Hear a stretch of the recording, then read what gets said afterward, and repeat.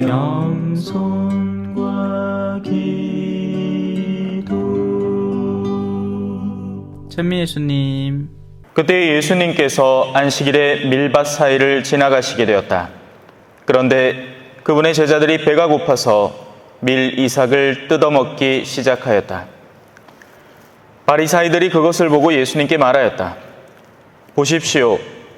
선생님의 제자들이 안식일에 해서는 안 되는 일을 하고 있습니다. 그러자 예수님께서 그들에게 말씀하셨다.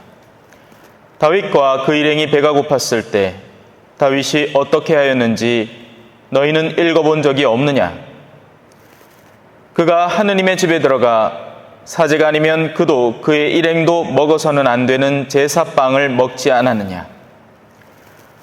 또 안식일에 사제들이 성전에서 안식일을 어겨도 죄가 되지 않는다는 것을 율법에서 읽어본 적이 없느냐? 내가 너에게 말한다. 성전보다 더 큰 이가 여기에 있다. 내가 바라는 것은 희생제물이 아니라 자비다 하신 말씀이 무슨 뜻인지 너희가 알았더라면 죄 없는 이들을 단죄하지는 않았을 것이다. 사실 사람의 아들은 안식일의 주인이다. 주님의 말씀입니다.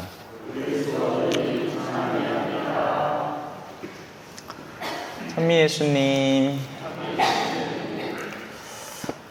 사실상 우리 가톨릭 교회는 굉장히 딱딱한 교회입니다. 그렇게 되기 좋은 구조로 되어 있죠. 엄숙한 전례와 수많은 규정들. 그러다 보니 오늘의 이 말씀, 복음의 말씀은 우리가 올곧게 이해를 해야 됩니다. 대표적인 게 그거죠.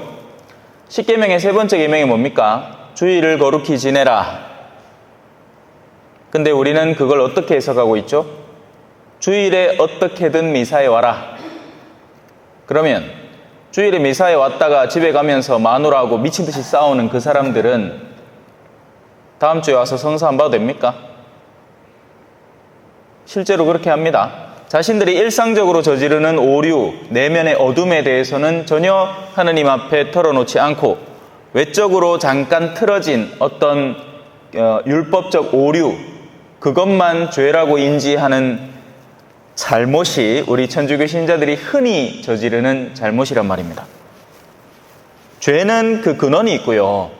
바닥이 어질러져 있는 물이, 수돗물이 쫙 틀어져 있으면 그 수돗물을 틀게 만든 수도 꼭지가 있겠죠. 바닥에 물을 치우는 건 나중에 문제고 1차적으로는 수도 꼭지를 잠궈야 하는 겁니다. 그 원인을 해결하지 않은 채 뒤이어 벌어진 것들을 어떻게든지 수습하면 무슨 소용입니까? 아이가 성당에 나올 의지가 하나도 없는데 억지로 데리고 나오다가 한 주 빠졌어. 근데 그 아이는 일찍부터 성당을 빠지고 있었던 겁니다. 또 반대로 열심히 성당에 나오던 이가 예를 들어서 아침에 눈 떴는데 애가 열이 벌겋게 달아올랐어요. 그 애를 들고 이 병원을 찾아가고 저 병원을 찾아가고 문 열린 데를 찾아가다가 그래갖고 이제 정신을 차리고 애 열이 좀 내리고 하니까 성당 갈 시간이 된 거예요. 얼른 뛰쳐갔는데 한 20분 늦었어. 이 사람 성당 늦은 겁니까? 아니란 말이에요.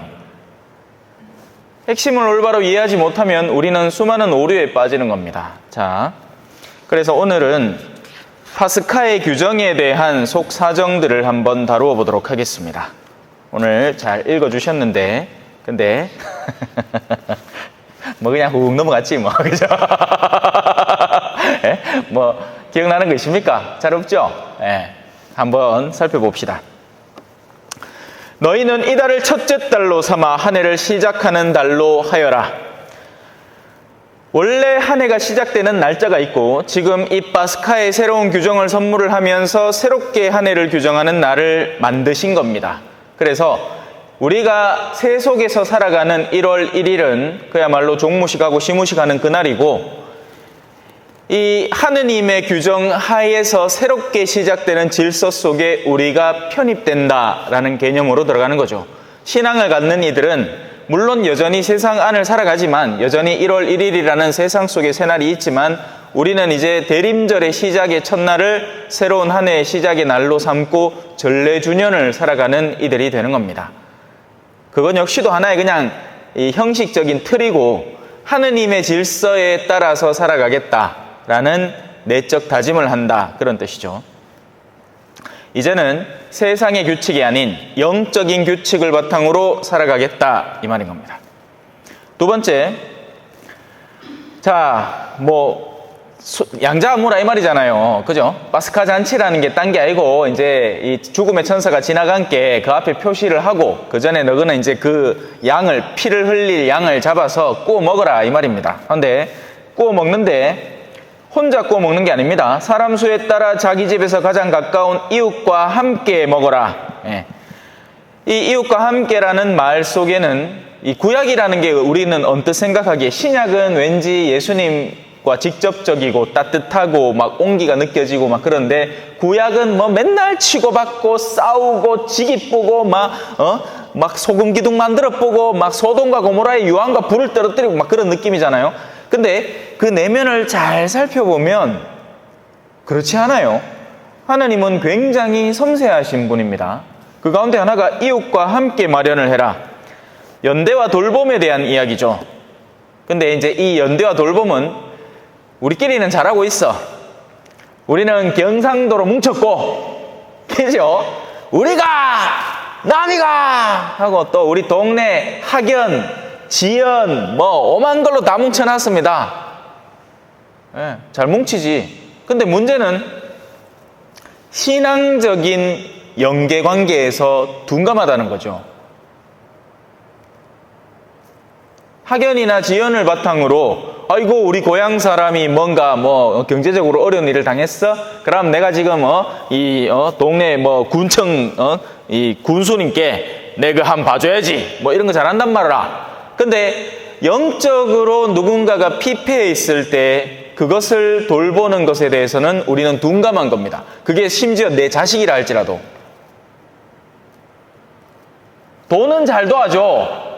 부족하다 하면 사주는 것도 잘해. 손주 없다 하면 용돈도 잘 줘. 근데 영적인 돌봄에 대해서는 우리는 어떻게 돌보아야 하는지조차 모른단 말이에요.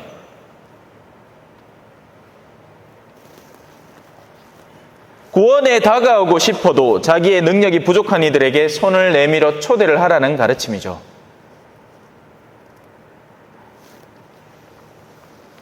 우리는 그냥 퉁치고 넘어갑니다. 아이고 이제까지 성당 안 나왔는데 저 사람이 성당 나오고 싶겠나? 근데 한번 물어보지도 않아. 요번에 예비자 모집한다 하는데 한번 갈래요? 한번 물어는 봐줄 수 있잖아. 한번 찔러나 보라. 못 먹는 거 한번 찔러나 보라고요. 예? 그거 하다 혹시 한 영혼 얻어 걸릴지 않아? 그럼 땡장 긴데 그 최소한의 노력도 안 해요. 그런데 또 우리는 또 엉뚱한 소식들은 잘 전하는 기라 요번에 저 성주 별거울 잔치한다 하더라. 가수가 누가 온다 하던데 우리 그 시간 맞춰 한번 놀러 가보자. 이런 건 잘해. 예. 세상 소식, 세속 소식, 정치에 대한 이야기 이런 거는 1시가 아니고 2시가 아니고 떠들어야 될 자신이 있습니다. 영적인 이야기에 대해서는 마음을 입을 싹 닫아버리죠. 우리는 이웃을 돌보지 않고 있단 말이에요. 그래서 그들이 구원을 얻지 못할 때 우리끼리 그냥 손잡고 하늘나라 갈 거라고 착각하지 마십시오. 나의 책임하에 있었던 이들이 충분히 하느님에 대한 소개를 못 받아서 하늘나라에 못 가게 되면 우리에게도 그 책임이 돌아간단 말입니다. 자, 넘어갑시다. 식구가 적어 짐승 한 마리가 너무 많거든 사람 수에 따라 또 뒤에 이어서 저마다 먹는 양에 따라 짐승을 골라라. 헛된 허례 허식을 막기 위한 겁니다. 우리는 수준에도 안 맞게 하느님께 뭔가를 막 내바치려고 생쇼를 한단 말이에요. 엉뚱한 외적인 틀에만 사로잡혀서 내 주제에도 안 맞는 무언가를 하려고 든단 말입니다. 대표적인 게 우리 초전에서 이루어지고 있는 것 중에 하나죠. 레지오 몇 명이나 됩니까? 짜들아 몇 명 된다고 그거를 붙들고는 어떻게든지 끄집고 가고 있잖아요.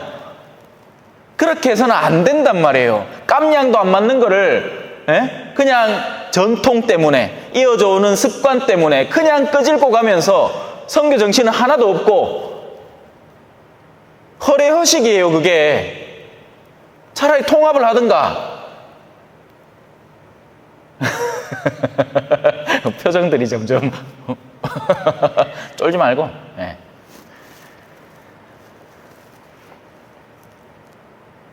무조건 예배를 드린다고 무조건 어떤 행위를, 이거 뭐고? 이거는 휴대폰 경고음인데. 그러니까 뭔 재난이라 해 지금. 한번 읽어보소. 뭔 소식 왔어요? 아, 우편물에 그 뭐 들었는 거, 독극물 들었다는 그거를 경고하는구나. 깜짝이야. 난 처음에 마이크 하울링인가 싶어갖고 깜짝 놀랐네. 근데 소리가 안 꺼지는 거예요. 예. 참 별일 다 했다, 그죠?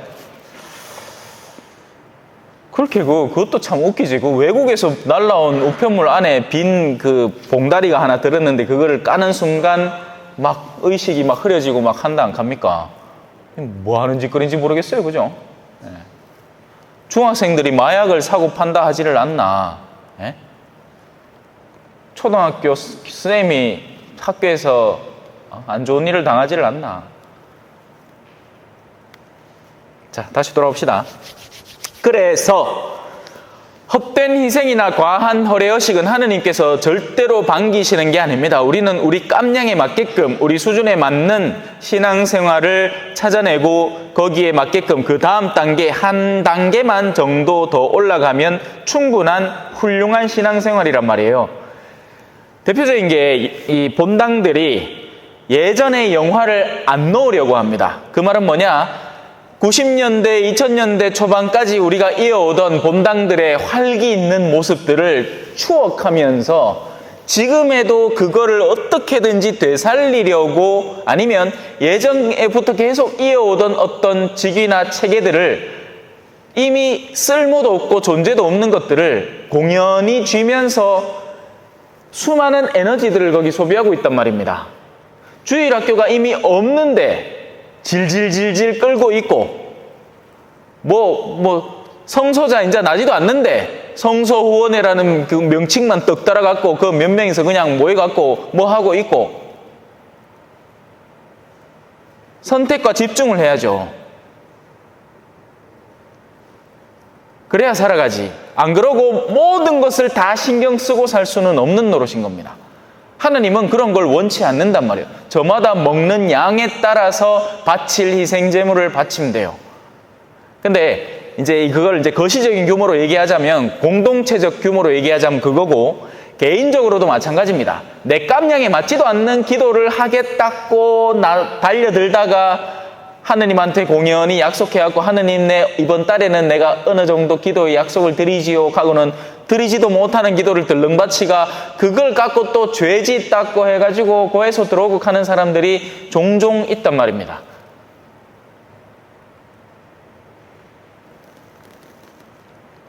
은근히 많아요. 뭐 봉헌에 무슨 기도 무슨 기도 막 어디서 조들은 것 만해가 좋은 거다 싶어갖고 일단 땡겨갖고 기도를 막 시작을 하는데 내가 그 깜냥이 안 되는 거예요. 그러면 겸손하게 포기할 줄도 알아야 되는데 안 하고 대뜸 좋다 싶은 거 영적으로 영험하다 싶은 거 막 달려들다가 이것도 저것도 아닌 그런 상태로 가는 거죠. 원래 신앙은 항상 올라갈 때가 있고 항상 성취할 영역이 있고 그래서 그 작은 성취만 해도 기쁨으로 지낼 수 있단 말입니다. 신앙은 기뻐야 돼요. 기뻐야지 딴 사람한테 그 기쁨이 전달되고 복음이잖아요. 복음. 근데 내가 하는 신앙생활이 나부터 죽을 파이라. 신앙생활 하기 티 죽겠어. 그래가 성당에서는 온통 이쁜 척, 착한 척, 선한 척 하고 집에 가고는 막 입이 많이 나가고 두덜두덜 극하면 집안 식구들이 누가 성당 가고 싶어 하냐고요. 신앙은 작은 작은 성취와 기쁨들로 점철되어 가야 되는 겁니다. 물론 시련은 있죠. 힘들지 않다고는 못하겠어요. 하지만 내 깜냥에도 맞지 않는 과한 것들을 쥐고는 헐떡댈 필요는 없단 말입니다. 이건 비단 신앙만이 아니라 일상에서도 마찬가지예요. 예. 나 자신을 너무 과하게 추상해서, 그러니까 요즘 젊은이들도 그런 거죠. 나는 내가 사는 현실이 월급 200만 원 받고, 그죠? 그러면 내하고 결혼할 남자는 어떻게 되겠어요? 내보다 좀 더 많이 벌고 남자 구실 제대로 해주면 돼. 근데 가들이 인스타 이런 거 막 보면서 내가 사귀어야 될 남자는 백마 타고 온 왕자님이어야 되는 기야. 근데 그 왕자님이 나를 치다보지도 않고 하이kin에 성질이 이마이 나가. 이제는 막 자신의 이 어두움을 막 쏟아내는 겁니다. 예. 현대 세대가 그래요. 그래서 수많은 젊은 학부모들의 내면 속에 그런 어둠들이 내재되어 있고, 저거 착하지도 않고 똑똑하지도 않은데 그런 가를 지도하겠다고 데리고 가고 뭘 하겠다는 선생님한테 온갖 분노와 울분을 거다 다 쏟아붓고 있는 거예요. 이게 뭐 법제도 하나 고쳐가지고 바뀔 일이 아닙니다. 우리의 내면 자체가 썩어 들어가고 있는 거예요. 아직까지 껍데기만 멀쩡해 보일 뿐 수많은 데에서 이 썩음이 향후로 자꾸 드러나게 될 겁니다. 군대는 군대대로, 학교는 학교대로, 종교는 종교대로 그럴 거예요. 우리가 방치하고 이 정도야 뭐 어때 괜찮잖아 해오면서 그냥 옆으로 쓱 치워놨던 것들이 앞으로는 자꾸 붉어지게 될 겁니다. 각오해야 돼요. 정신 차리고 살아야 된단 말입니다.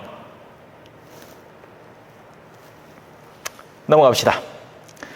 흠없는 양이나 염소, 그리고 두 문설주와 상인방에 바르는 피가 의미하는 것은 당연히 피가 발린 가로대와 세로대를 의미하는 십자가를 의미하는 것이고, 그리고 아무런 흠도 티도 없이 아무런 죄도 흠결도 없이 세상의 죄악의 희생양이 된 예수 그리스도를 상징적으로 의미하죠. 그래서 당연히 우리도 그 양을 먹음으로써 그와 같은 생을 뒤따르게 된다는 것입니다. 마냥 좋은 신앙생활이 어디 있겠습니까? 그죠? 네, 그런 거 없어요. 신앙은 십자가의 신앙입니다. 오늘 성당 들어오면서 보니까 십자가의 길기도를 하고 계시던 분이 계시던데 맞아요. 자진해서 그 십자가를 지는 사람은 오히려 세상의 십자가를 벗을 것이고, 십자가를 피해서 도망가다가 이제 도망갈 수 없는 데서 십자가를 만나면 꽤나 허덕일 겁니다. 그래서 내가 아직 능력이 되고 나에게 아직 여력이 있을 때 미리 앞당겨서 그 십자가를 매는 훈련을 하는 것이 훨씬 낫습니다. 운동은 건강할 때 하는 거죠. 그래야지 병이 걸려도 금방 회복하게 되는 거지, 병 걸리고 나서 인자 운동하겠다 개싸봐야 할 수 있는 운동도 짜들 없고, 미리 근육을 키워놔야 기초 체력이 탄탄해지죠. 자, 저녁 어스름 그리고 그날 밤이라는 시간대가 나옵니다. 여기는 밝은 시간이 하나도 안 나오죠. 저녁 어스름에 양을 잡고 그날 밤에는 고기를 먹고, 그렇게 표현합니다. 이 시간은 성경은 항상 영적인 밝음과 어두움을 시간으로 표현을 해요. 그래서 동이 터오는 아침은 하나님께서 우리를 만나러 오는 시간, 우리가 하나님을 만나러 가는 시간, 신앙의 여명의 단계, 예비자의 단계, 이제 신앙의 기초, 초자 단계에서 하나님을 만나면서 빛이 점점 밝아오고 배움에 배움을 더해가면서 우리의 마음이 환해지는 그 시간들을 말합니다. 물론 그런 똑같은 정신으로 살아간다면 우리는 언제나 여명을 살 거예요. 하지만 어둠은 반드시 다가오게 마련입니다. 신앙생활을 하다 보면 저녁 어스름이 다가오고 밤이 되어버립니다. 이제 남아있는 내 빛으로 견뎌내야 되는 시간이 온다고요. 신부님이 와서 좋은 강론하고 뭐 잘 가르쳐주고 막 이러면 좋겠지. 근데 나중엔 또 어떤 신부님이 와가 풍비박산을 만들 수도 있단 말입니다. 사람 따라 다 고유하고 다르잖아, 그죠? 가만히 있는 공동체 막 뒤집어 엎어보고 막,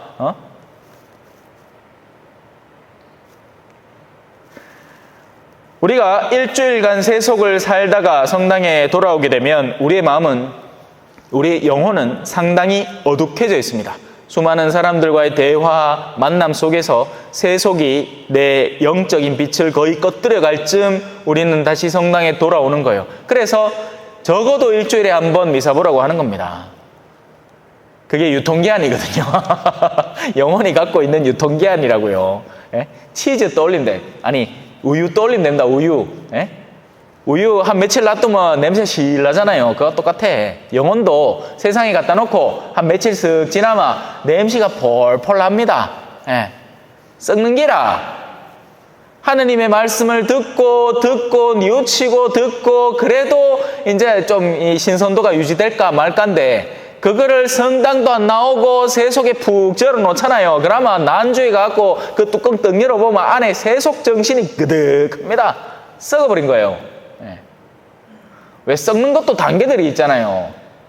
그냥 잠깐 상해서 냄새나는 썩음이 있고, 내자 대마 곰팡이가 피가 막 닦아도 벽지에서 사라지도 않아.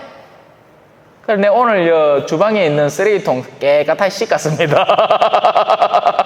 아이고, 막 더위가 얼마나 침범을 했는가. 쓰레기통 안에 곰팡이 피더라고.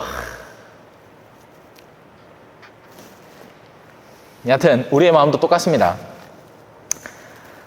자, 누룩 없는 빵과 쓴 나물. 누룩은 영적인 교만을 의미합니다. 누룩이 들어가면 이렇게 부풀어요. 공갈빵 알잖아요. 공갈빵. 예? 막 큼지막하게 맛있다고 한 입 더 깨물면 안에 덩 비있어. 예. 공갈치는 빵인 거죠. 교만은 인간을 풍퍼짐하게 만듭니다. 그리고 그런 교만을 야기하는 것들이 뭐겠어요? 세상의 돈, 권력, 명예와 같은 것들이에요. 일마 이거 아무도 아닌데 돈 좀 갖고 있다고 콧대가 얼마나 높은 동 말도 뭐해. 그런 사람들 주변에서 보이죠? 지 좀 있다고 마치 지가 뭐라도 되는 양. 그 내면 속에는 오히려 추접함과 더러움과 탐욕과 이기심밖에 없으면서, 명예도 마찬가지입니다. 좀 인기 있다고 얼마나 개샀는 동. 막 연예인들이 간다 안 가요, 그죠? 예. 연예인들이 가는 샵이라는 곳이 있어요. 연예인들은 지 머리도 지가 제대로 못 감아. 그런 샵 같은 데 가갖고 이제 머리 감가주고 화장도 해주고 곱게 꾸며주는 기지. 그만이 돈 버는데 뭐 그만이 써야지. 예. 근데 그런 데 가서도 아주 겸손하게 처신하는 연예인이 있는가 하마. 이제 금방 아이돌 뭐 내가 이제 좀 인기 좀 얻었다고 해가지고 언니 나 내 늘 먹는 거 알지? 가져와. 뭐 이렇게 사마 소문 금방 난단 말입니다. 누룩든 내면인 거죠. 그래서 누룩이 없는 빵은 당연히 우리가 성찬례 때 쓰는 빵을 예표하기도 하고, 우리가 성찬례 때 쓰는 빵도 누룩 안 넣어요. 그리고 우리의 겸손해진 정신을 의미하는 겁니다. 우리 스스로를 그렇게 하느님 앞에 교만기 싹 빼고 갖다 바쳐야 되는 거예요. 또 다른 한편 쓴 나물은 신앙을 지니고 살아가는 현세 안에서 우리가 겪게 될 고난들을 의미합니다. 먹으면 쓰거든. 왜 나물 왜 쓴 거 있잖아요. 네, 뭐 저는 나물 이름을 잘 모르기 때문에 뭐가 그리 신지는 잘 모르겠다만 뭐 쑥만 그냥 씹어도 뭐 씹잖아요, 그죠? 예, 원래 나물들은 그 약간의 쓴맛이 있어야 또 감칠맛도 나고 하는데 일부러 그 쓴 나물을 우적우적 씹어 먹은 거예요. 예. 그렇게 해서 우리의 일상 안에는 고난이 항상 동참하게 된다. 우리가 신앙을 살아갈 때는 항상 고난이 뒤따른다. 그리고 그와 동시에 우리가 세속에서 절여져 살 때 겪었던 고난들을 상기시키는 겁니다. 하느님 안에 살아가면 좀 피곤하긴 해도 마음은 편하단 말이에요. 근데 세상 안에서 살잖아요. 그러면 돈을 많이 벌 수는 있겠지. 근데 그때 겪었던 나의 영혼의 고충들, 그걸 항상 상기시키도록 하는 거죠. 그래, 원래 우리 미사 때도, 예? 이 밀떡하고 포도주하고 해가 쓴 나물도 한 개씩 갖다 놓고 미기야 돼. 그래야 미사하면서, 아, 맞다, 세상은 이렇게 쓰지. 어? 이런 체험을 하는데, 우리 그런 건 없다, 그죠?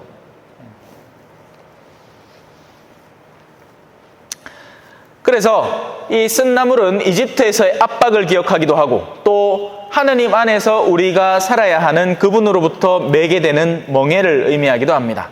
신앙생활은 쉽지 않아요. 쓴 겁니다. 그리고 향후 그 백성들은 이스라엘을 탈출해서 이집트에서도 또 40년이라는 광야에 쓰디쓴 생활을 하는 거죠. 자, 넘어갑시다. 머리와 다리와 내장이 있는 채, 이 독특한 거죠. 예. 뭐 우리는 고기 받으면 탕탕탕 썰잖아, 그죠? 갈비도 막 전부 다 짜게 썰어갖고 그 껍데기 싹 발라먹으면 얼마나 맛있습니까, 그죠? 예? 동게 잘라나는 갈비. 근데 그거를 그대로 머리와 다리와 내장이 있는 채로 불에 구워서 먹으라 라고 합니다. 예수님께서 십자가에 달렸을 때 그때 당시의 풍습으로는 이 사람이 계속, 이 예수님은 일찍 간 상태예요. 그러니까 일찍 돌아가셨다고요. 불과 얼마 지나지 않아서 돌아가셨어요. 근데 보통 사람을 매달아 놓으면 기본 일주일은 갔답니다. 그 위에서 꿈틀꿈틀대면서, 예? 말 그대로 옆에 까마귀 갖고 눈알도 막 파먹고 하고는 막 안 죽는 게라, 사람이 그렇게 안 죽으라고 여 엉덩이에 그 받침대도 갖다 놓은 거예요. 앉으라고. 예. 안 가면 이제 찢어져가 떨어져 뿌니까. 근데 예수님은 사인이, 이거는 이제 스페인어로 된 예수님의 사인에 관한 과학적 조사서예요. 질식사입니다. 질식사. 팔을 이래 땡기갖고 이래 하마 자기가 더 이상 견딜 힘이 없으면 축 처지는데 그때부터 숨이 막혀 가는 거예요. 그 이전에 이미 피를 어마어마하게 흘렸고, 그리고 온갖 고충을 다 당했잖아요. 근데 그래서 그 마지막 순간에 보통은 다리를 뿌라부는 겁니다. 몽둥이를 들고 와서 죽으라는 거죠. 다리가 부러지면 더 이상 버틸 힘이 없어지는 거잖아요. 그럼 죽는 거예요. 근데 예수님은 어떻게 됐죠? 뼈가 상하지 않았죠. 마지막 순간까지.